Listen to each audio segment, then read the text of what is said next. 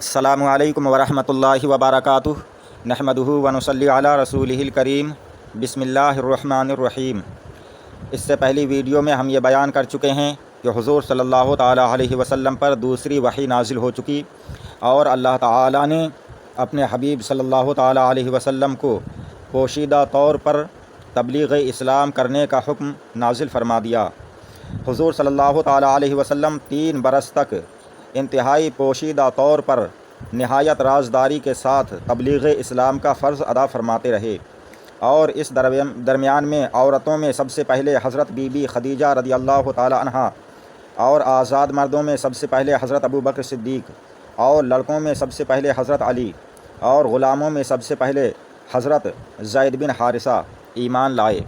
پھر حضرت ابو بکر صدیق کی دعوت و تبلیغ سے حضرت عثمان غنی اور حضرت زبیر بن العوام،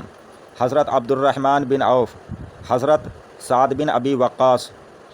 حضرت طلحہ بن عبید اللہ بھی اسلام میں جلد ہی داخل ہو گئے۔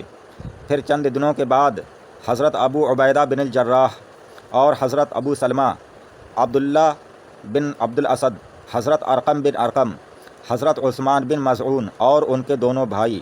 اسلام میں داخل ہو گئے۔ پھر کچھ مدت کے بعد حضرت ابو ذر غفاری، حضرت صہیب رومی، حضرت عبیدہ بن الحارث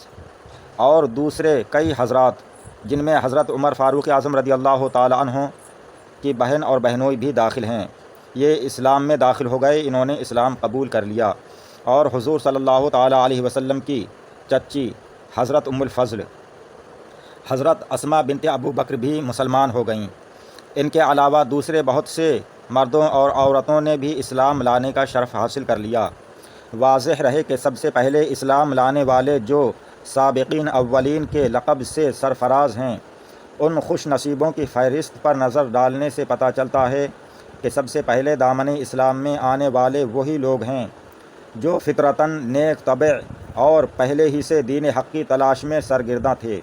اور کفار مکہ کے شرک و بت پرستی اور مشرکانہ رسوم اور جاہلیت کے متنفر و بیزار تھے۔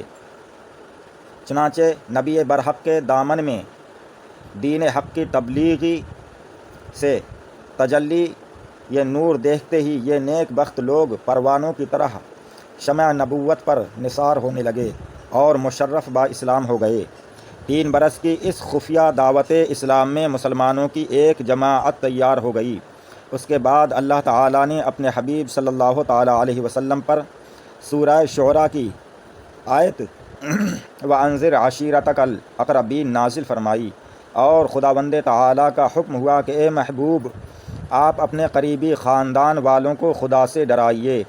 تو حضور صلی اللہ تعالیٰ علیہ وسلم نے ایک دن کوہ صفا کی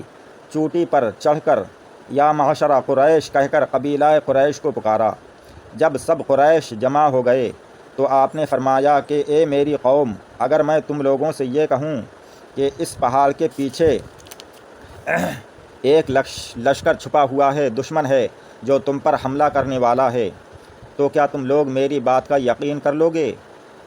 تو سب نے ایک زبان ہو کر کہا کہ ہاں ہاں، ہم یقیناً آپ کی بات کا یقین کر لیں گے، کیونکہ ہم نے آپ کو ہمیشہ سچا اور امین ہی پایا ہے۔ آپ نے اس کے بعد فرمایا کہ اچھا، تو پھر میں یہ کہتا ہوں کہ میں تم کو عذاب الہی سے ڈرا رہا ہوں، اور اگر تم لوگ ایمان نہ لاؤ گے، ایک رب کو نہیں پوجو گے، تو تم پر عذاب الہی اتر پڑے گا۔ یہ سن کر تمام قریش، جن میں آپ کا چچا ابو لہب بھی تھا،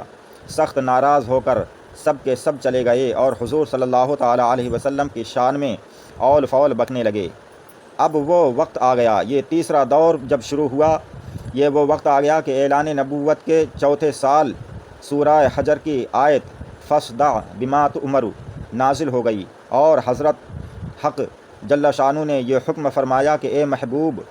آپ کو جو حکم دیا گیا ہے اس کو علی الاعلان بیان فرمائیے۔ چنانچہ اس کے بعد آپ اعلانیہ طور پر دین اسلام کی تبلیغ فرمانے لگے، اور شرک و بت پرستی کی کھلم کھلا برائی بیان فرمانے لگے، اور تمام قریش بلکہ تمام اہل مکہ بلکہ پورا عرب آپ کی مخالفت پر کمر بستہ ہو گیا، اور حضور صلی اللہ علیہ وسلم اور مسلمانوں کی ایذا رسانیوں کا ایک طوفانی سلسلہ شروع ہو گیا۔ کفار مکہ خاندان بنو ہاشم کے انتقام اور لڑائی بھڑک اٹھنے کے خوف سے حضور صلی اللہ تعالیٰ علیہ وسلم کو قتل تو نہیں کر سکے، لیکن طرح طرح کی تکلیفوں اور ایذا رسانیوں سے آپ پر ظلم و ستم کا پہاڑ توڑنے لگے۔ چنانچہ سب سے پہلے تو حضور صلی اللہ علیہ وسلم کے کاہن، ساحر، شاعر، مجنون ہونے کا ہر کوچہ و بازار میں زوردار پروپیگنڈا کرنے لگے۔ آپ کے پیچھے شریر لڑکوں کا غول لگا دیا جو راستوں میں آپ کو پریشان کرتے، گالیاں دیتے اور یہ دیوانہ ہے کا شور مچا مچا کر آپ کے اوپر پتھر پھینکتے، طرح طرح کی تکلیفیں دیتے، ایذائیں پہنچاتے۔ کبھی کفار مکہ آپ کے راستوں میں کانٹے بچھاتے، کبھی آپ کی مقدس اور نازک گردن میں چادر کا پھندا ڈال کر گلا گھونٹنے کی کوشش کرتے۔ روایت ہے کہ ایک مرتبہ آپ حرم کعبہ میں نماز پڑھ رہے تھے کہ ایک دم سنگ دل کافر عقبہ بن ابی معیط نے آپ کے گلے میں چادر کا پھندا ڈال کر اس زور سے کھینچا کہ آپ کا دم گھٹنے لگا۔ چنانچہ یہ منظر دیکھ کر حضرت ابو بکر صدیق رضی اللہ تعالیٰ عنہ بے قرار ہو کر دوڑ پڑے اور عقبہ بن ابی معیط کو دھکا دے کر دفع کیا اور یہ کہا کہ کیا تم لوگ ایسے آدمی کو قتل کرتے ہو جو یہ کہتا ہے کہ میرا رب اللہ ہے؟ اس دھکم دھکا میں حضرت ابو بکر صدیق نے کفار کو مارا بھی اور کفار کی مار بھی کھائی۔ کفار مکہ آپ کے معجزات اور روحانی تاثیرات و تصرفات کو دیکھ کر آپ کو سب سے بڑا جادوگر کہتے تھے، معاذ اللہ۔ جب حضور صلی اللہ علیہ وسلم قرآن شریف کی تلاوت فرماتے تو یہ کفار قرآن اور قرآن کو لانے والے یعنی حضرت جبرائیل اور قرآن کو نازل فرمانے والے یعنی اللہ تعالیٰ کو اور آپ کو گالیاں دیتے اور گلی کوچوں میں پہرا بٹھا دیتے کہ قرآن کی آواز کسی کے کان میں نہ پڑنے پائے، اور تالیاں پیٹ پیٹ کر اور سیٹیاں بجا بجا کر اس قدر شور و غل مچاتے کہ قرآن کی آواز کسی کو سنائی نہیں دیتی تھی۔ حضور صلی اللہ تعالیٰ علیہ وسلم جب کہیں کسی عام مجمع میں یا کفار کے میلوں میں قرآن پڑھ کر سناتے یا دعوت ایمان کا واعظ فرماتے تو آپ کا چچا ابو لہب آپ کے پیچھے چلا چلا کر کہتا جاتا تھا کہ اے لوگو، یہ میرا بھتیجا جھوٹا ہے، یہ دیوانہ ہو گیا ہے، تم لوگ اس کی کوئی بات نہ سنو۔ ایک مرتبہ حضور صلی اللہ تعالیٰ علیہ وسلم ایک بازار میں دعوت اسلام کا واعظ فرمانے کے لیے تشریف لے گئے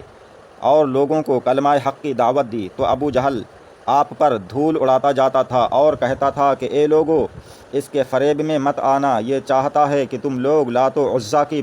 عبادت چھوڑ دو۔ اسی طرح ایک مرتبہ جب کہ حضور صلی اللہ تعالیٰ علیہ وسلم حرم کعبہ میں نماز پڑھ رہے تھے، کعبہ شریف میں نماز پڑھ رہے تھے، عین حالت نماز میں ابو جہل نے کہا کہ کوئی ہے جو آل فلاں یعنی فلاں کے ذبح کیے ہوئے اونٹ کی اوجھڑی لا کر سجدہ کی حالت میں ان کے کندھوں پر رکھ دے۔ یہ سن کر عقبہ بن ابی معیط کافر اٹھا اور اس اوجھڑی کو لا کر حضور صلی اللہ تعالیٰ علیہ وسلم کے دوش مبارک پر رکھ دیا۔ خدا کی مار ہو ان مردودوں پر۔ حضور صلی اللہ تعالیٰ علیہ وسلم سجدے میں تھے، دیر تک اوجھڑی کندھے اور گردن پر پڑی رہی اور کفار ٹھٹا مار مار کر ہنستے رہے اور مارے ہنسی کے ایک دوسرے پر گر پڑتے تھے۔ آخر حضرت فاطمہ رضی اللہ تعالیٰ عنہا جو ان دنوں ابھی کم سن تھیں یعنی چھوٹی سی تھیں، حضرت فاطمہ رضی اللہ تعالیٰ عنہا وہ آئیں اور ان کافروں کو برا بھلا کہتے ہوئے اس اوجھڑی کو حضور صلی اللہ تعالیٰ علیہ وسلم کے دوش مبارک سے ہٹایا۔ حضور صلی اللہ علیہ وسلم کے قلب مبارک پر کفار قریش کی اس شرارت سے انتہائی صدمہ گزرا اور نماز سے فارغ ہو کر 3 مرتبہ یہ دعا مانگی کہ اللہم علیکا بقریش، یعنی اے اللہ تو قریش کو اپنی گرفت میں پکڑ لے۔ پھر ابو جہل، عتبہ بن ربیعہ اور تمام کفار جو تکلیفیں دیا کرتے تھے، نام لے لے کر حضور صلی اللہ علیہ وسلم نے دعا مانگی کہ الہی تو ان لوگوں کو اپنی گرفت میں لے لے۔ حضرت عبداللہ بن مسعود رضی اللہ تعالیٰ عنہ فرماتے ہیں کہ خدا کی قسم،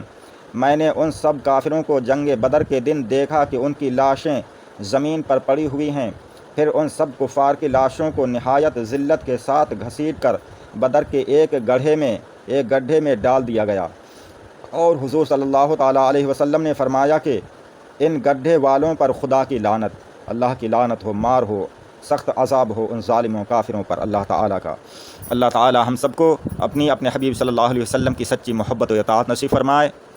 آپ حضرات ہمارے چینل سے جڑے رہیں. اگر آپ نے ہمارے چینل کو سبسکرائب نہیں کیا ہے تو سبسکرائب کر دیں. باقی واقعہ انشاءاللہ تعالی ہم اگلی ویڈیو میں بیان کریں گے. السلام علیکم. خدا حافظ.